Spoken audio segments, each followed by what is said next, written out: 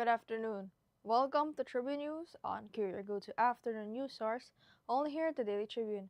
We're live at Daily Tribune's Facebook page, Daily Tribune PH on YouTube, and the Daily Tribune Official on TikTok. For today's headlines. The PNP is investigating a data leak involving ombudsman investigators, with authorities probing both external and internal sources and possible charges under cybercrime laws.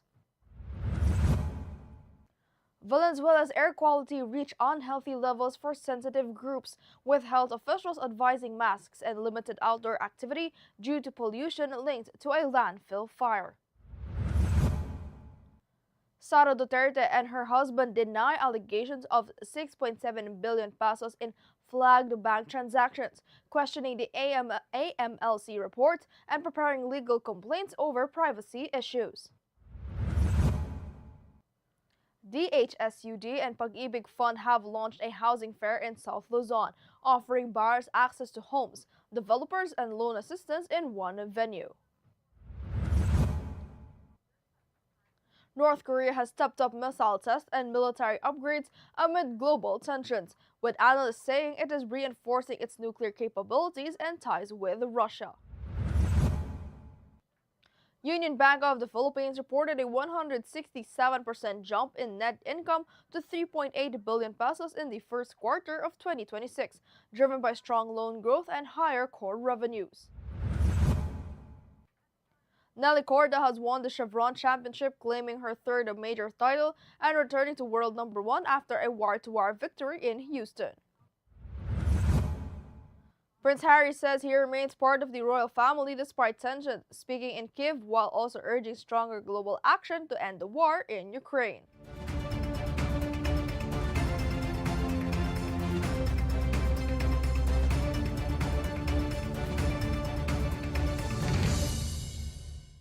Today is April 27, 2026, Monday, and I'm Eliana Lacap bringing you today's top stories. Let's get started.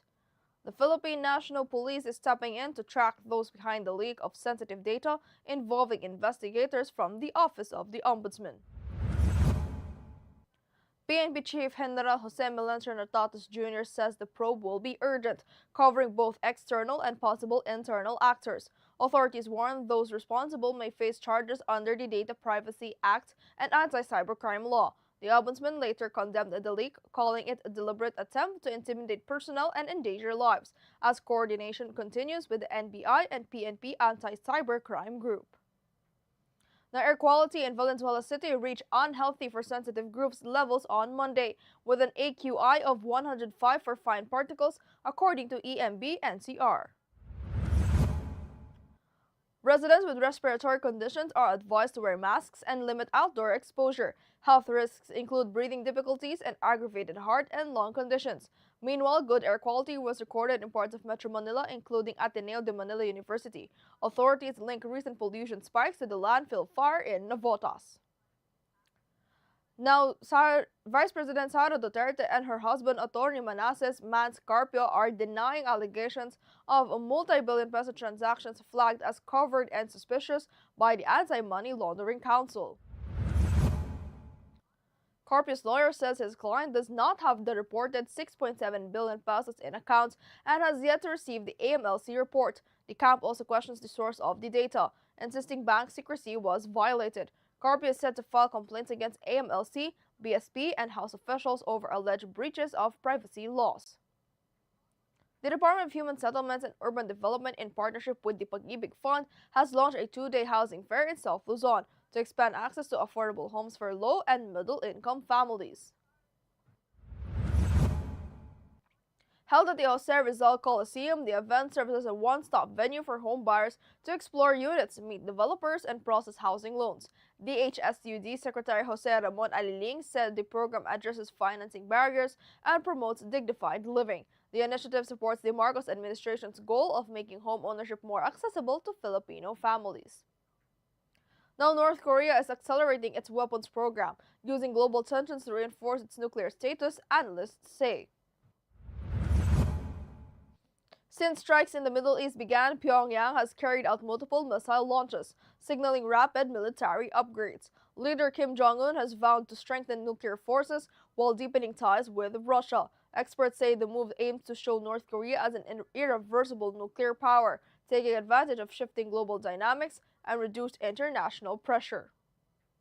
Now, Union Bank of the Philippines reported a 167% jump in net income to 3.8 billion pesos in the first quarter of 2026, driven by a strong loan growth and higher core revenues. The bank said performance remains strong despite market volatility linked to geopolitical tensions, including the Middle East conflict. Net revenues rose to 11.8%, supported by consumer and institutional lending, while its customer base expanded to 18.9 million.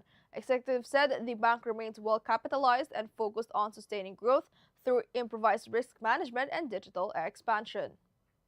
Now, the Philippine stocks closed lower at midday with the benchmark PSEI slipping to 0.48% to 5,915, while the broader all shares index also declined. Most sectoral indices were in the red, led by holding firms and financials, although mining and oil posted gains. Among actively traded stocks, BDO and BPI both fell, while ICT and Ayala Land saw modest increases. Analysts say the market remains cautious amid global uncertainties, with mixed trading reflecting investor hesitation and selective buying in key sectors. Now, Nelly Corda proved powered to victory at the Chevron Championship, securing her third major title and claiming the world #1 ranking. The 27-year-old American fired his final round 70 to complete a dominant wire-to-wire win in Houston. Yin Roning and Patty Tafantaki tied for second. Corda says the win was mentally challenging but rewarding as she capped a strong season and delivered under pressure in a year's first women's major. Now, Prince Harry says he will always be part of the royal family despite ongoing tensions during a visit to Kyiv. In an interview, Harry rejected claims he is no longer a working royal, saying he continues to serve in his own way. He also urged the United States to lead efforts to end the war in Ukraine. Donald Trump responded, saying Harry does not speak for the UK, adding a sarcastic remark about the prince's comments. Now, Tribune, did you know in 1945, Italian dictator Benito Mussolini was captured by Italian partisans while attempting to flee near Lake Como? His arrest came as Axis forces collapsed in World War II and resistance groups gained control across northern Italy. Just 2 days later, Mussolini was executed, bringing an end to his fascist rule in Italy. His death marked a turning point in the final stages of the war in Europe and the fall of a regime that had dominated Italy for 2 decades. Now viral on TikTok, a video uploaded by content creator Russell Ann is drawing laughter from netizens as her fur baby seems to stop her from singing, with some commenters saying, "Sugar be like, ang gusto ko ay manahimik ka, mom." And wala naman ako sinasabi na gusto ko siyang kumanta. Let's watch this. Anong gusto ng love-love ko? Gusto mo bang kumanta si Mami? Yes? Yes? Anong gustong kanta ng love-love kong pretty girl na yan? Ha? Sugar boo? Sige. Anong kanta natin, mahal ko? You are my buganggang,